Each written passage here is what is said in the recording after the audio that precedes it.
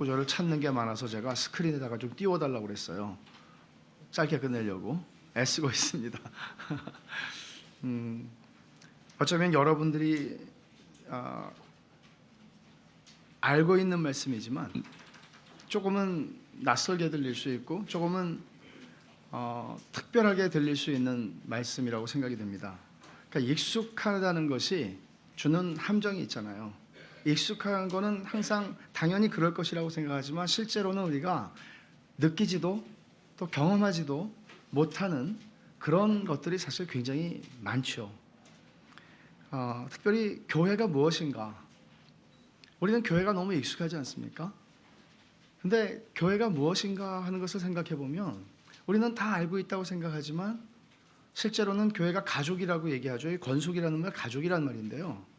가족이라는 거를 말로는 우리가 쓰고 있지만 실제로 그거를 사실 정말 솔직히 말해서 안 느끼잖아요. 못 느끼나요? 안 느끼나요? 내가 어머니 뵈러 가는 것 같은 심정으로 그거하고는 좀 다르잖아요. 그러면 성경이 얘기하고 있는 것은 진리인데 하나님의 가족이라고 얘기를 하는데 진리를 우리가 경험하든 느끼든 경험하든 혹은 경험하지 못하든 느끼지 못하든 진리는 진리잖아요. 그리고 이 진리는 하나님의 나라가 완성될 때에는 우리가 완성된 하나님 나라에 들어갈 때에는 그 진리가 진짜라는 걸 경험할 거 아니에요. 말하자면 저는 지금은 제 아내와 붙어 있고 제 아들 딸과 붙어 있기를 원하지만 천국에 가면은 그런 독점적이고 배타적인 관계 속에서 우리가 살지는 않을 거예요. 섭섭하세요? 섭섭한 것 이상이에요. 어떤 분들은 좋으시겠죠. 아이고 내가 영원히 이 양반하고 붙어 있으려면 참 쉽지 않다. 우리는 교회가 가족이라고 얘기하지만 그 모호한 진리는 진리인데 내가 경험하고 확신도 하는데 경험이 잘 안 되는 거예요. 이런 것에서 애매하게 머물러서 신앙생활하는 게 어쩌면 우리가 이 지상에서 살아가는 동안에 피할 수 없는 문제인지도 몰라요. 그러나 이 문제를 한 번은 진지하게 생각해 보고 싶었고 오늘 이 말씀을 통해서 우리가 정말 뭐지? 그리고 정말 이게 하나님의 뜻이라면 우리가 어떻게 살아야 되는 거지? 교회 생활을 어떻게 해야 되는 거지?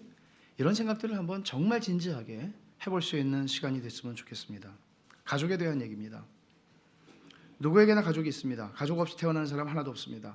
다 부모를 만나서 태어나고 태어나 보니 형도 있고 누나도 있고 때로는 동생들이 태어납니다. 하나님이 처음 창조 때부터 정하신 이치입니다. 죄를 졌기 때문에 생긴 게 아니라 죄를 짓기 전에 처음부터 하나님은 남자와 여자를 만드셨고 남자와 여자를 부부로 만드셨고 부부를 통해서 자녀를 생산하게 하셨고 생육하고 번성하게 하는 것이 하나님의 뜻이었습니다. 이것은 자연적인 것입니다. 근데 이제 요즘에 동성애 옹호자들은 예외적인 경우들을 들어서 아주 예외적인 경우들을 들어서 하나님이 정하신 일반적이고 자연적인 원칙과 자연의 법칙을 무너뜨려서 동성애라든지 동성 결혼까지도 주장을 하고 있는데 이것은 그들의 이성적인 능력의 결핍이나 한계의 문제가 아니라 이것은 인간이 얼마나 전적으로 부패했고 하나님을 싫어하는가를 반증해 주는 것입니다. 똑똑한 사람들이 그런 얘기들을 하거든요. 가정이라고 그러면 대부분의 사람들에게는 정말 특별한 것이죠. 그렇지만 가정이 다 화목하지는 않습니다. 천국 같은 가정은 없습니다. 천국 같으면 얼마나 좋겠습니까만 천국 같은 가정은 없습니다. 천국 같은 가정이라고 하는 것은 사실은 하나님이 믿는 모두가 하나님을 사랑하고 하나님을 경외하는 가족 구성원들을 통해서 이루시는 가장 교회의 작은 집 유닛, 교회의 작은 단위라고 할 수 있죠. 근데 이 지역교회라고 하는 게 사실은 천국 같은 가정이 되어야 하는 것이 성경이 얘기하고 있는 가르치고 있는 진리인 건 분명합니다. 근데 가정이라는 게 묘한 게 정말 특별하고 좋은데 모든 상처는 가정에서 받아요. 아빠한테 받은 상처, 엄마한테 받은 상처, 형제들한테 받은 상처, 아픔들이 많이 있어요. 이게 죄인들이 경험하는 슬픈 현실이죠. 그래도 가족을 사랑합니다. 일반적으로. 그래도 가족처럼 특별한 건 없습니다.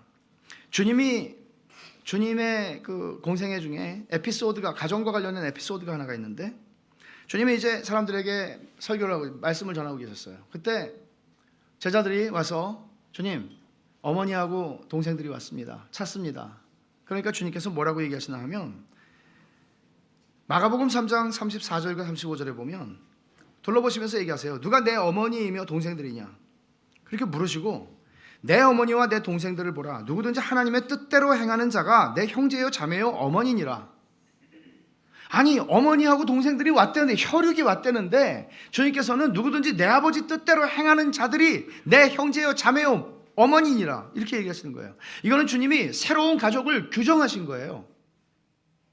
우리가 알고 있는 가족 말고 새로운 가족을 규정하신 거예요. 깜짝 놀라게 하는 말씀이죠. 자연적인 가족이 가족인 걸 우리는 알고 있는데, 주님은 영적인 가족이 있다는 얘기를 하는 거예요. 농담하신 게 아니에요. 보통은 이런 말씀들을 이단이나 극단적인 사람들은 이렇게 받아들이죠. 가족의 연을 다 끊어버리라고. 항상 그런 사람들이 있어요. 어떤 한 말씀에 항상 말씀 중심이라고 그러거든요. 이단들이나 극단적인 사람들은 가족의 연을 끊어버리라고 그러죠. 그래야 자기들이 편하잖아요. 하지만 주님이 십자가에 달리셨을 때 어떻게 하셨습니까? 어머니를 외면하지 않았습니다. 요한에게 부탁하시기를, 여자여 보소서 아들이니이다. 어머니에게 그렇게 얘기했죠. 그리고 요한에게는 보라 내 어머니라.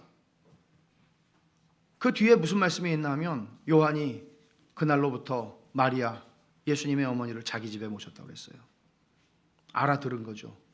주님이 하신 말씀을 알아들은 거죠. 부정적인 태도, 어떤 한 말씀에 대해서 그 말씀을 극단적으로 잘못 사용하는 이런 부정적인 태도들이 많기 때문에 또 하나의 예를 들겠습니다. 바울 사도는 디모데에게 교회 안에 과부들을 섬겨야 하는, 돌봐야 하는 교회의 책임에 대해서 가르쳤습니다. 과부라고 하는 것은 1세기 구약시대에도 물론 마찬가지였습니다만은 정말 법적으로나 경제적으로나 도움이 없이는 살아갈 수 없는 그런 시대상 속에서의 사람들이었습니다. 과부를 교회가 돌봐야 한다. 물론 교회 안에 있는 과부들을 얘기하는 것입니다. 그 책임을 말하면서 이렇게 말합니다. 디모데전서 5장 8절에서 누구든지 자기 친족, 특히 자기 가족을 돌보지 아니하면 믿음을 배반한 자요 불신자보다 더 악한 자니라. 무슨 얘기가 하면, 교회 안에 과부를 돌봐야 돼요. 근데 그 과부에게는 아들이 있어요. 근데 아들이 이거 교회가 돌봐야지, 우리 어머니는 과부니까, 이렇게 못한다는 얘기예요. 말하자면 우리에게 연약한 가족이 있어요. 그분이 어머니든지 아니면 형제든지 누구든지 가족이에요. 친족이에요. 그러면 내가 믿는 사람이에요. 그러면 우리는 나는 꼬르반, 나는 주님께 바침받았어, 나는 주님께 헌신하는 사람이야, 그렇게 하고 모르는 척하면 안 된다는 얘기예요. 그러면 그거는 믿음을 배반하는 자라고 그랬어요. 불신자보다 더 악한 사람이라고 그랬어요. 간혹 저는 오늘날 한국 교회에서도, 한국 사회에서도 예수 믿는 사람들은 가족이고 뭐고 다 없어, 이거는 우리가 신천지나 이단들 가르쳐서 하는 얘기지, 그리스도인들은 그렇게 하면 안 된다는 거죠. 그리스도인들은 불신 형제들보다 도리어 그들과 달라야 합니다. 피보다 진한 것은 없다. 그거 누가 한 말일까요? 혹시 셰익스피어가 한 말인가? 그래서 찾아봤는데 못 찾았어요. 근데 훌륭한 말은 다 누군가가 한 말이거든요. 근데 피보다 진한 것을 제가 구글에서 찾는데 뭐가 나오는지 아세요? 피보다 진한 것은 돈이다가 계속 나와요. 무서운 얘기잖아요. 우리 시대가 그렇게 됐잖아요. 어머니고 아버지고 동생이고 형제고 몰라요. 돈이 더 중요해요. 믿음을 배신하는 일이에요. 불신자보다도 악한 일이에요. 주님이 그러면 앞에서 말씀하신 이 말씀 우리가 어떻게 이해를 해야 될까요? 아버지의 뜻대로 행하는 자가 내 형제요 자매요 어머니다. 제가 지난주에도 잠깐 언급했지만, 주님이 선포하신 하나님 나라는 현존하는 세상의 질서, 세상의 나라를 없애고 대체하는 게 아니에요. 하나님 나라가 왔다, 그래서 대한민국이 없어지고 하나님 나라가 오는 그런 개념이 아니에요. 물론 주님이 재림하실 땐 그렇게 돼요. 그렇지만 지금 당장은 아니에요. 마찬가지예요. 예수님께서 새롭게 규정하신 가족이 있어요. 새로운 가족, 영적 가족이에요. 근데 그렇다고 해서 나는 이제는 우리 어머니 아버지 모르는 척한다, 이게 아니에요. 우리에게는 두 개의 가족이 있는 거예요. 예수님을 믿고 살아가는 사람들에게는 두 개의 가족이 있는 거예요. 그러나 우리의 관성상, 그리고 우리가 지금까지 살아온 습관상 우리에게 더 가까운 건 어느 가족일까요? 믿든지 믿지 않든지 내 가족이죠. 날 낳아주신 부모님, 나와 함께 살아왔던 형제자매들. 그러나 사실 성경을 통해서 우리가 보면 어떤 가족이 더 우선적이다, 우리는 두 개의 가족이 속해 있어요. 그러나 우리가 대한민국 시민이면서 동시에 하나님 나라의 천국 시민이듯이, 그러나 이 두 가지를 굳이 둘 다 충실해야 돼요. 근데 하나는 없어질 것이고 하나는 영구적이고 항구적인 것이에요. 이런 의미에서 우리는 제자들이 이 세상의 법을 존중하고 살아야 하는 것을 주님 말씀하셨고 가르치셨음에도 불구하고 하나님의 뜻을 따르는 것이 세상의 법과 다를 때에는 우리는 하나님의 뜻을 따르게 되어 있는 것과 같이 절대적이고 항구적이고 영원한 가치를 지니는 것은 분명히 교회라는 가족이라는 사실을 부인할 수는 없습니다. 우리가 지금 혈연으로 맺고 살아가는 가족은 영구적이지 않습니다. 우리의 죽음과 더불어 원튼 원치 않든 다 종결되는 것입니다.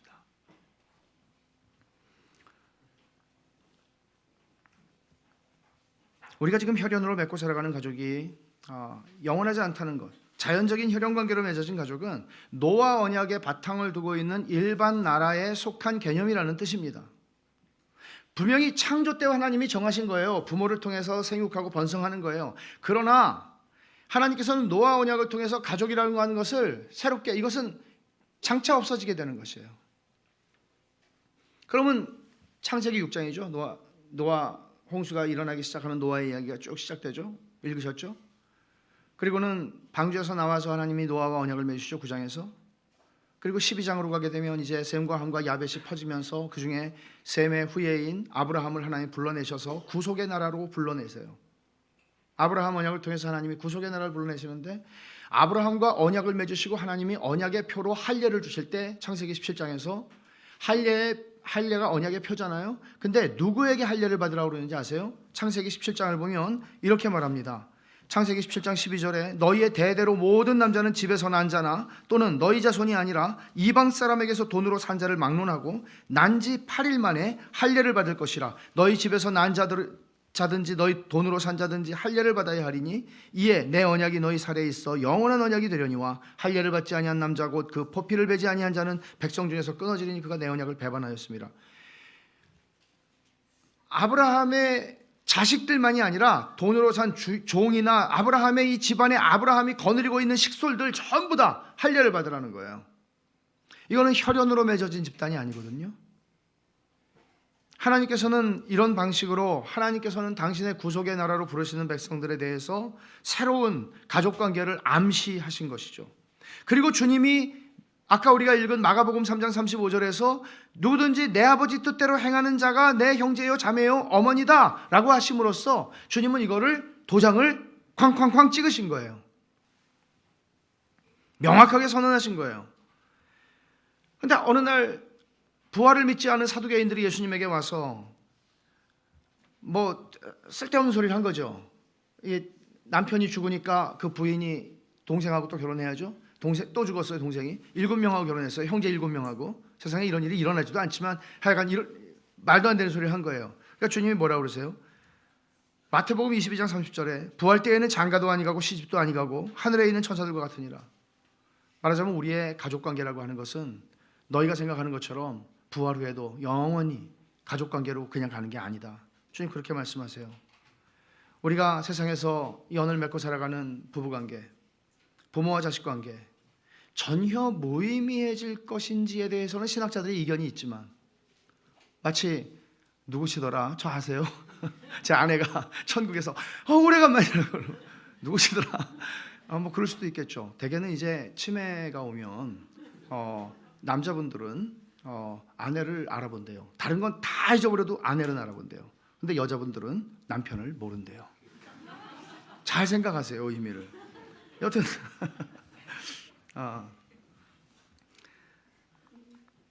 천국에서 영원히 보세요. 제 아내와 저 사이에 이 세상에서는 아무도 끼어들어올 수 없습니다. 그렇죠? 독점적인 관계입니다. 배타적인 관계입니다. 그러나 천국에서는 이런 배타적인 관계가 유지되지 않습니다. 왜냐하면 그리스도와 교회에 대하여 하신 말이라. 에베소 5장에서 주님은 부부관계를 설명하면서 그렇게 얘기하셨거든요. 이거 내가 부부관계 얘기하는 게 아니고 사실은 그리스도와 교회에 대한 얘기다. 주님은 당신께서 이루신 구속을 통해서 그 나라의 백성으로 우리를 부르셔서 하나님의 가족이 되게 하셨습니다. 바울 사도가 갈라디아서에서 3장 7절에서 이렇게 말합니다. 그런즉 믿음으로 말미암은 자들은 아브라함의 자손인 줄 알지어다. 믿음으로 말미암은 자들은 아브라함의 자손이래요. 그러니까 예수님을 믿는 사람은 다 아브라함의 자손, 구속의 나라를 하나님이 세우셨고 그거는 혈연으로만 이루어지는 게 아니라 아브라함의 집안에 있는 모든 사람인데 그 사람들은 어떻게 그 집안에 있는가 하면 어떻게 아브라함의 아들이 되는가 하면 어떻게 아브라함에게 주신 언약의 혜택을 받는 사람들이 되는가 하면 믿는 자들이요. 주 예수를 믿는 자들이 아브라함의 자손이라고 얘기를 하죠. 그리고 갈라디아서 마지막 부분에서 바울 사도는 또 말합니다. 6장 15절과 16절에서 할례나 무할례가 아무것도 아니로되 오직 새로 지으심을 받는 것만이 중요하니라. 무릇 이 규례를 행하는 자에게와 하나님의 이스라엘에게 평강과 긍휼이 있을지어다. 하나님의 이스라엘이라고 그러죠. 이게 누구예요? 새로 지으심 받은 자, 중생한 자, 거듭난 자, 예수를 믿는 자들. 그들은 누구라고요? 하나님의 이스라엘이라고 얘기를 하는 거예요. 이게 오늘 읽은 본문에서도 똑같이 선언된 겁니다. 에베소서 2장 19절에 그러므로 이제부터 너희는 외인도 아니요 나그네도 아니요 오직 성도들과 동일한 시민이요 하나님의 권속이라. 권속, 가족이란 말입니다. 이게 어려운 말이죠. 권속, 가족이란 말입니다. 왜 바울 사도가 이런 표현을 사용할까요? 왜 하나님의 가족이니라 이렇게 얘기를 할까요? 교회가 가족이니까요. 진리니 교회가 가족이니까요. 교회가 가족이라고요. 우리가 가족이라고요. 믿어지지는 않지만 믿어요. 그렇게 많이 경험되지는 않지만 주님은 그리스도의 피로 맺어진 가족이라고 말할 때 너희가 가족이 되기 위해서 애써라 라고 말하지 않아요. 너희가 가족이다 라고 말하는 거예요. 가족이니까 사랑하라는 거예요. 가족이 되라는 명령이 아니에요. 바울 사도의 이 말씀을 좀 더 생각해 보면 먼저 부정적인 걸 말하고 있어요. 에베소서 2장 19절에서 외인이 아니래요. 나그네도 아니래요. 이거는 우리가 과거에 예수 믿기 전에 우리가 어떤 존재였는지를 설명하는 말이에요. 우리는 외인이었고 나그네였어요. 근데 외인이라고 하는 이 말은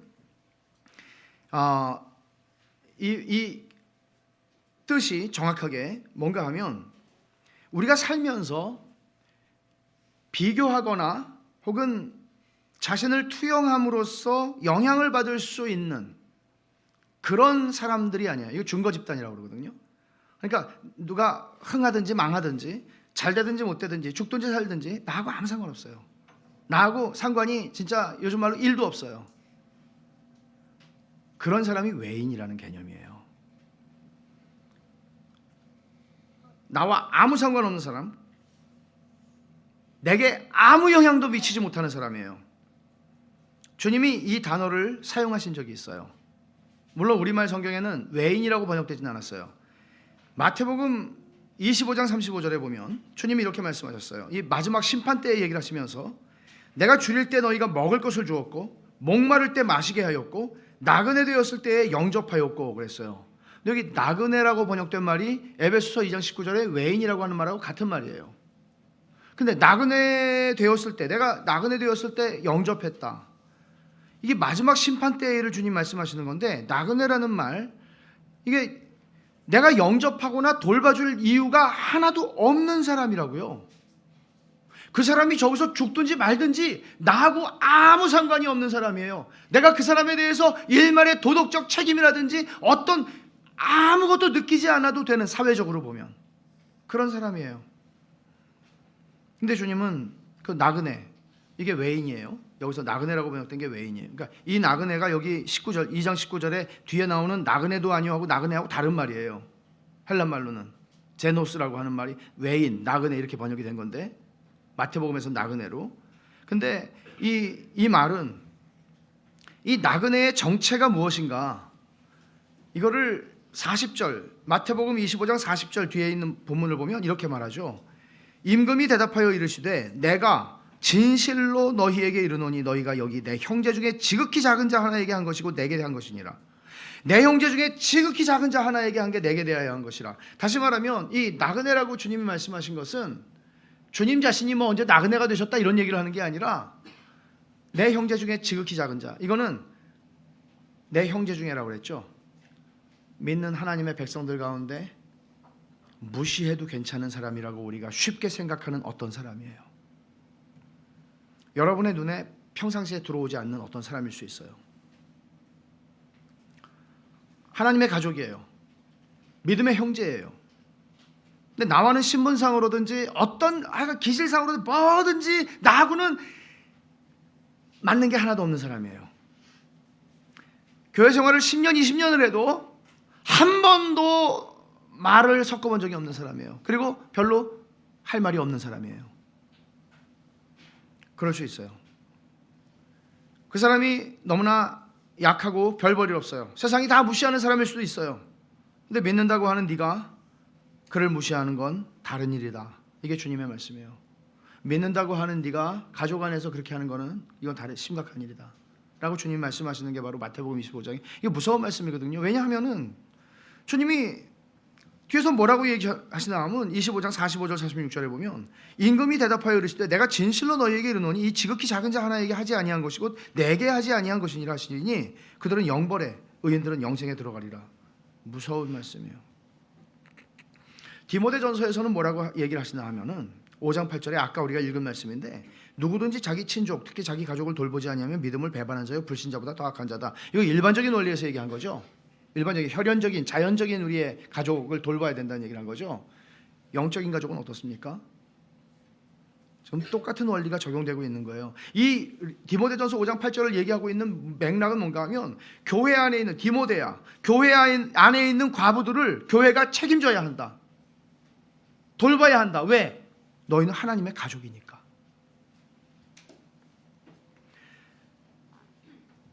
예수 그리스도의 보배로운 피로 맺어진 새로운 가족의 구성원이 약하고 보잘것없는 사람이라고 해서 모른 척하면 그건 주님 자신에 대한 무관심이고 무시라는 말이죠. 에베소서 2장 19절에서 너희는 외인도 아니오라는 게 그런 뜻이고요. 나그네도 아니오 그랬어요. 이 나그네라고 하는 말은 그야말로 외국에 임시 체류하는 외국인이에요. 그러니까 제대로 살 수가 없어요. 제대로 살 수가 없어요. 약자예요. 그런데 너희가 그전에는 그랬지만 너희가 이제 예수를 믿고 하나님의 백성이 되었고 하나님의 가족이 되었으니 성도들과 동일한 시민이라고. 이게 무슨 얘기예요? 이제는 아무 차별이 없는 완전한 시민권이, 영주권이 아니고 비자가 아니고 완전한 시민권이 너희에게 주어졌어. 이제는 너희는 똑같은, 전혀 차별받지 않는, 피부색에 의해서나 너희의 경제적인 유무에 의해서나 너희의 어떤 상태, 너희의 배경, 출신, 공부 많이 한 거 적게 한 거 상관없이 너희들은 동일한 시민이라고 얘기를 하는 거예요. 가족이라고. 아무도 너희를 무시할 수 없으며 아무도 너희를 차별할 수 없다고 얘기를 하는 거예요. 이게 하나님의 가족이란 말이에요. 더 이상 그리스도 예수 안에 있는 하나님의 가족에게는 그런 게 없다는 거예요. 그게 갈라디아서에서 에베소서에서 모든 서신서에서 교회가 무엇인지를 성경이 설명하는 방식이에요. 노예하고 그 노예 집의 주인하고 다 예수를 믿었어요. 교회 안에서는 노예와 주인의 관계가 아니라는 거예요. 물론 집에서는 더 잘해야죠. 아이 뭐 형제 뭐 우리 같이 장기나 한판 둘까? 그렇게 하지 말라는 거예요. 네가 예수를 믿는 종이니까 너는 너의 부르심을 따라 더 성실하게 네 주인을 섬기라는 거예요. 그러나 교회 안에서는, 왜냐하면 이게 우리가 두 나라의 시민으로 살아가는 것이기 때문에 그래요. 우리가 여기까지 우리가 두 가족에 속해 있는 우리의 현실, 그리고 그것에 대한 하나님 말씀을 지금 생각했는데 여기서 하나의 결론을 도출해야 합니다. 그거는 교회가 하나님의 가족인 게 사실이라면, 그리스도의 피로 맺어진 새롭고 영적이고 항구적이고 영원한 하나님의 가족이라면 교회가, 그리고 우리가 그렇다면 우리는 이 가족을 무시하고 살 수는 없습니다. 무시할 수는 없습니다. 교회는 아무것도 아니야, 예수 믿고 그냥 살다가 그냥 한 교회 다니는 그냥 사람들이지 뭐 이게 가족은 무슨 가족. 그럴 수는 없습니다. 이게 사실이라면, 이게 진리라면. 기본적으로 가족이라는 것은 본능적으로 서로 돌볼 책임을 지는 관계입니다. 부모가 자식 낳고 귀찮아서 버리는 사람도 있겠지만은 그렇게 하지 않습니다. 큰 희생으로 자녀들을 기릅니다. 자식들이 또 자라면 연로한 부모를 돌보고 부양합니다. 가족이기 때문입니다. 이걸 어디서도 이상하게 보지 않습니다. 가족이니까요. 형제가 어려움을 겪을 때 형제보다 의지할 수 있는 형제가 어디 있습니까? 형제가 제일 의지하기 좋은 사람이죠. 형, 나 지금 어려움 당했어. 형 좀 없어? 내가 어떻게 해서도 빌려가지고 그래도 어떻게 해볼게. 이게 형제예요. 물론 형제보다 더 나은 친구가 있기도 합니다. 때로는. 형제를 도울 수 있는 형편에 있으면서 어려운 형제를 돌보지 않는다면 그거는 세상에서도 이게 놀부 아니에요. 놀부. 놀부가 보여주는 악덕이고 부덕입니다. 영적인 가족에 대해서 마찬가지입니다. 제가 2, 3년 전에 요한일서 강해를 했는데 거기서 그리스도 안에서의 형제사랑을 뭐라고 얘기를 합니까? 그것은 거듭남의 증거라고 얘기합니다. 거듭난 사람들이 가지는 본능이라고 얘기합니다. 형제사랑은.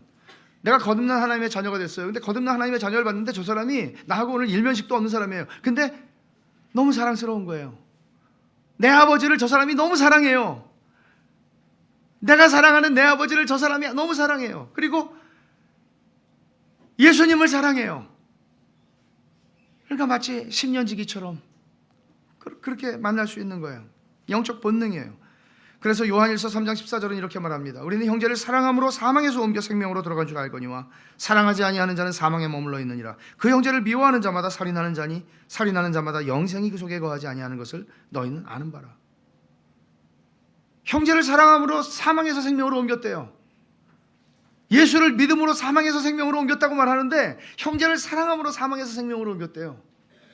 이렇게 동의어라고요. 예수를 믿는다는 것은 형제를 사랑하는 것이다.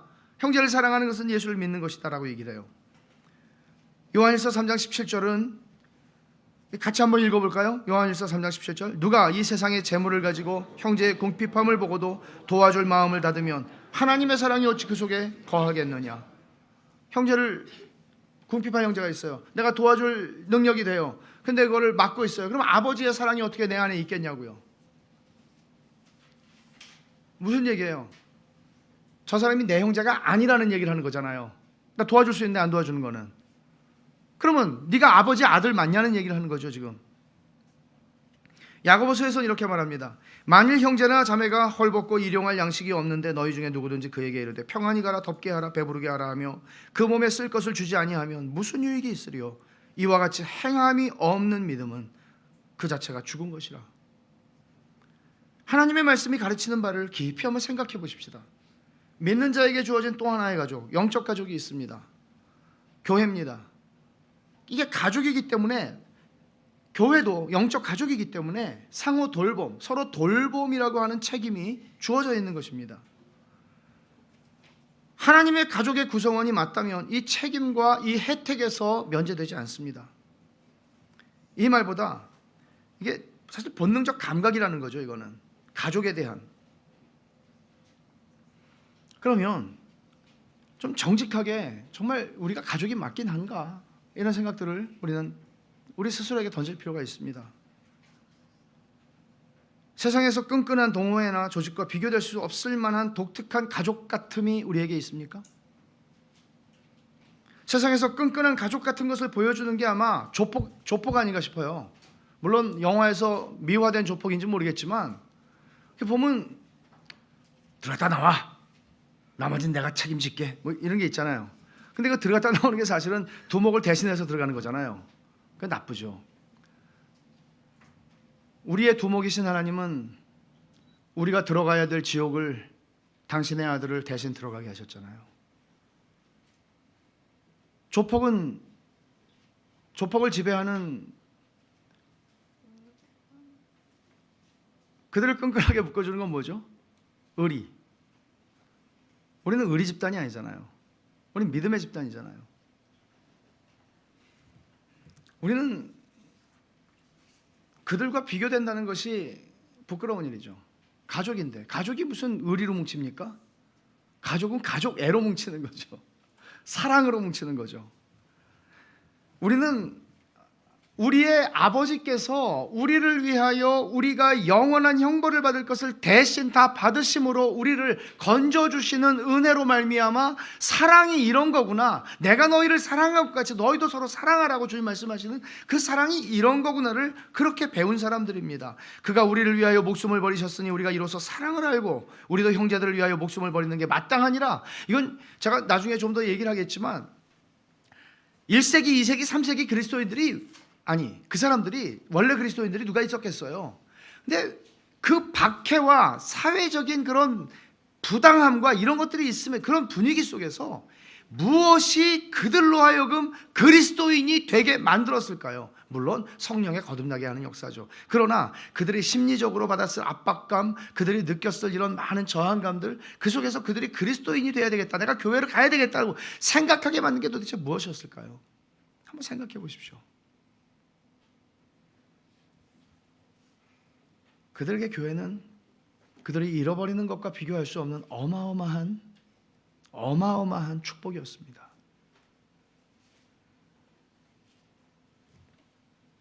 그래서 주님이 세 계명을 말씀하신 것도 이런 맥락입니다.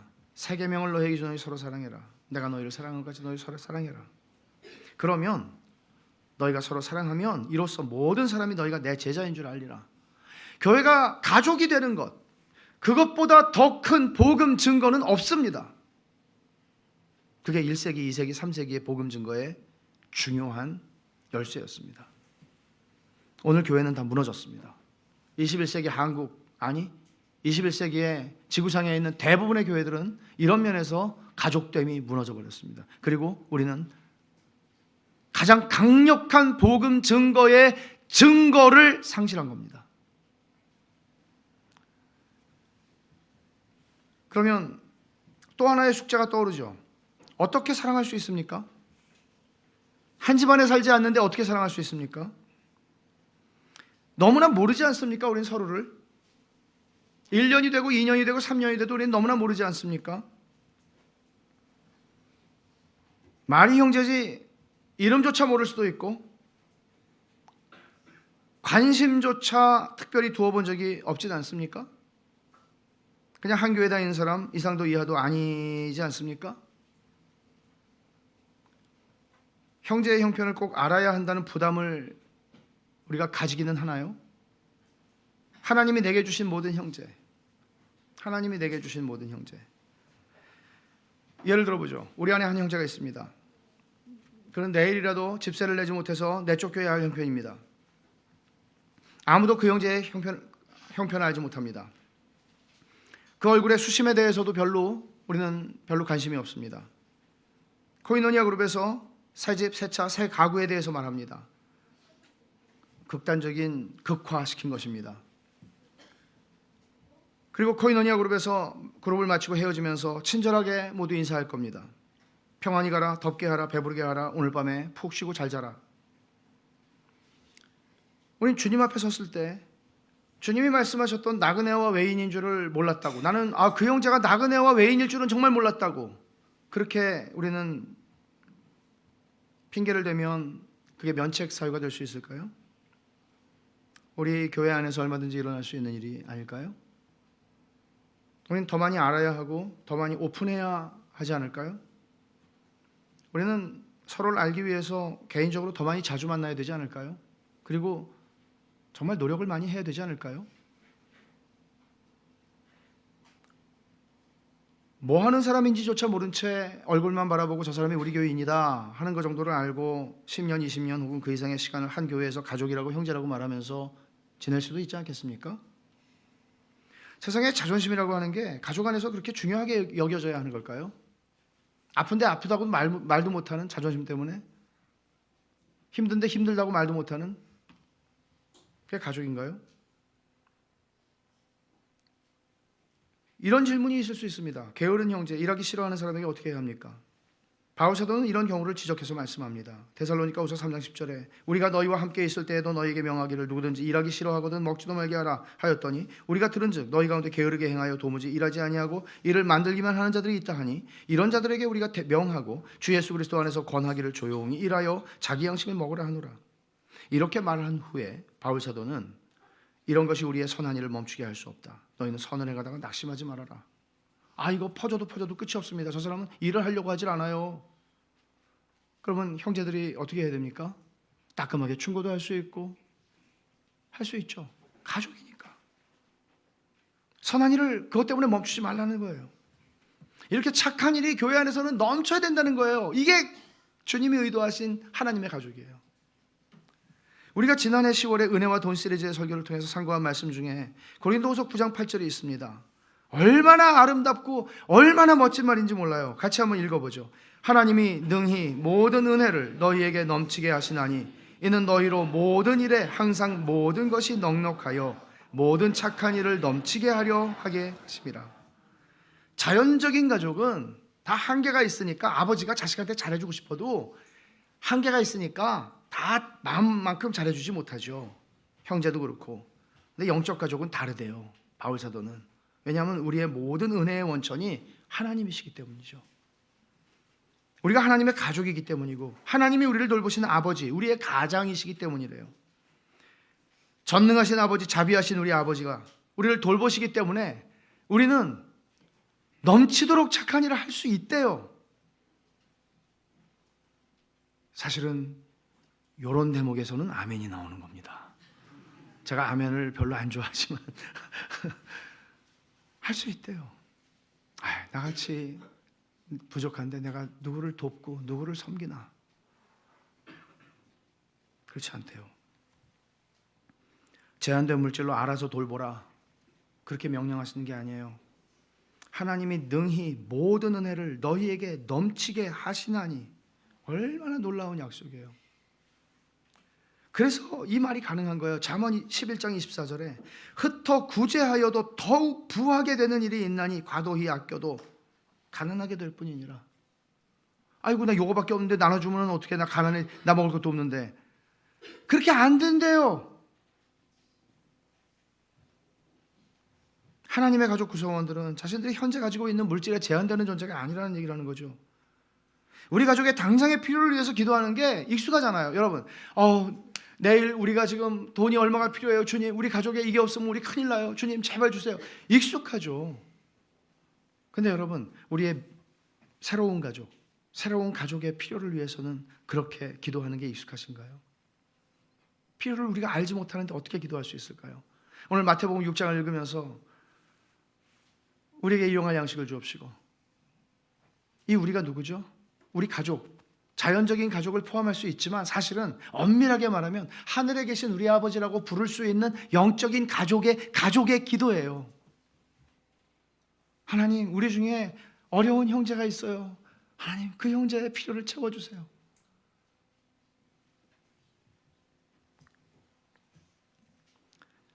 우리는 너무 형편을 모르기 때문에 그렇게 기도하기가 쉽지가 않아요. 고린도후서의 이 말씀이 오늘 우리에게 무슨 말씀을 합니까? 하나님 아버지께서 은혜와 모든 자원을 공급하여 주실 텐데, 이거는 왜 그런가 하면 너희로 모든 일에 항상 모든 것이 넉넉하여 모든 착한 일을 넘치게 하게 하려 하심이라는 거예요. 이런 은혜의 황금사슬이 하나님의 교회 구성원들, 가족들 안에서 풍성하게 회전이 되는 거예요. 여러분, 내가 누군가를 도와주기 위해서 하나님 저 사람을 도와주세요 기도만 하는 것이 아니라 열심히 일해야 할 이유가 여기에 있습니다. 마치 아버지가 가장으로서 일을 하면서 정말 쉬지 않고 일을 하면서 돈을 벌면서 자식들을 다 먹여 살려야 되고 학교 보내야 되고 다 필요를 채워줘야 되고 하고 싶은 거 다 못하고 다 그냥 놀고 싶지만 놀지도 못하고 희생이죠. 자기 하나 먹고 살자고 하는 거 아니잖아요. 근데 여러분 생각해 보세요. 여러분이 이 가족의 가장같이 내가 저 형제를 좀 도와주고 싶어. 내가 착한 일을 넘치도록 하는 사람이 되고 싶어 하고 여러분들이 도울 것이 항상 넉넉할 수 있기 위해서 가장처럼 열심히 일한다면 이거는 그리스도인이 성실하게 살아가야 할 또 하나의 중요하고도 아름다운 동기가 아닐까요? 그리고 하나님 아버지께서 이것을 얼마나 귀하게 여기실까요? 그리스도인들은 자기 하나 먹고 살자고 일하는 사람들이 아니라는 얘기죠. 여기에 좀 더 구체적인 대안을 성경이 얘기하고 있습니다. 구체적인 대안입니다. 그 성경이 제시하는 대안은 집사직분입니다. 집사직분입니다. 놀라지 마십시오. 하나님이 교회에 주신 직분 두 개입니다. 장로와 집사입니다. 항존직이라고 합니다. 한 번 장로는 영원한 장로라는 얘기가 아니라 교회 안에는 장로와 집사가 언제나 있어야 한다는 얘기입니다. 가족 안에 아버지와 어머니가 있어야 되듯이 교회라는 가정 안에는 장로와 집사가 있어야 합니다. 집사의 직분은 이 착한 일을 넘치게 하도록 살피고 주도하고 실행하는 일을 하도록 하나님이 세우신 직분입니다. 집사의 직분은 모름지기 이 일에 헌신한 직분입니다. 가르치는 장로인 목사가 하나님의 백성 영적인 가족들에게 하나님 말씀을 먹이기 위해서 분주하게 연구하고 공부하고 기도하며 그 말씀을 주는 일에 전념해야 하듯이 치리하는 장로가 그 말씀을 잘 먹고 있는지 그 말씀을 잘 따라 살아가고 있는지를 돌봐야 하는 영적인 돌봄을 전념해야 하듯이 집사의 직분은 교인들의 우리 가족 구성원들의 육적인 형편을 돌보는 일에 헌신된 사람들이어야 합니다. 이것이 그 직분의 의미입니다. 하나님의 집안에 착한 일이 넘치게 하는 것입니다. 하나님의 교회에 하나님의 가족 안에 집사의 직분이 없다면 어머니가 없는 집안과 같을 것입니다. 밥 굽는 일이 비일비재하겠죠. 제때 밥 챙겨 먹지 못하겠죠. 조금 충격적으로 들릴지도 모를 한 가지 얘기를 하겠습니다. 교회가 하나의 가족으로 여겨지고 집사 직분을 통해 착한 일을 넘치게 하라고 하실 때 그건 전적으로 그 집사 직분에 맡겨주신 일은 전적으로 그 집안 식구들을 먹여 살리는 일입니다. 그 집안 식구들에게 제한되는 일입니다. 우리는 보통 이렇게 얘기합니다. 교회의 구제나 이런 것들은 교회 바깥으로 뭔가를 막 해야 된다고 생각을 합니다. 그러나 성경을 면밀히 살펴보면 집사 직분에 해당하는 책임은 교회 안에 밥 굽는 식구 없게 하라는 것입니다. 이 말을 오해하지 마십시오.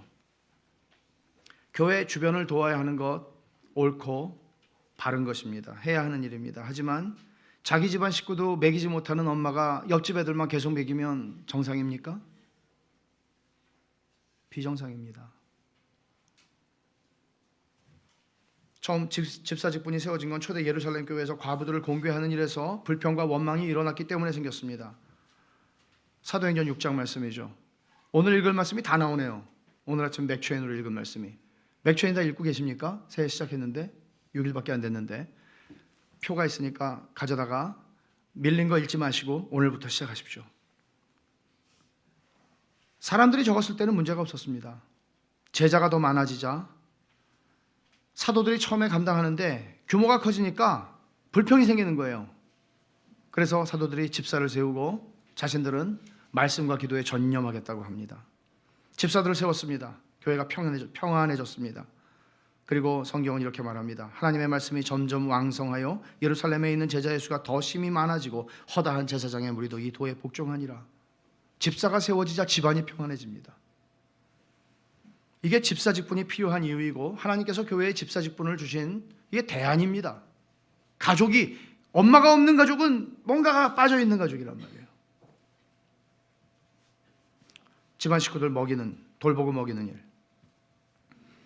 그럼 우리는 이 말씀을 어떻게 이해해야 합니까? 갈라디아서 6장 10절에 이렇게 말합니다. 그러므로 우리는 기회 있는 대로 모든 이에게 착한 일을 하되 더욱 믿음의 가정들에게 할지니라.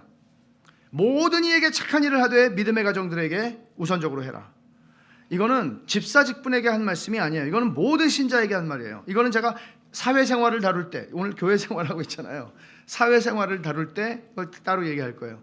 모든 신자들은 착한 일을 온 세상에서 열심히 해야 돼요. 여러분의 직장에서, 여러분의 사회에서 해야 돼요. 그러나 집사 직분에게 한 거는 교회 안에 집안 식구들만 얘기하는 거예요. 심지어 우리 신자들도 우선순위가 있어요. 믿음의 가정들이 우선이에요. 이 가족이 우선이라는 얘기를 하는 거예요.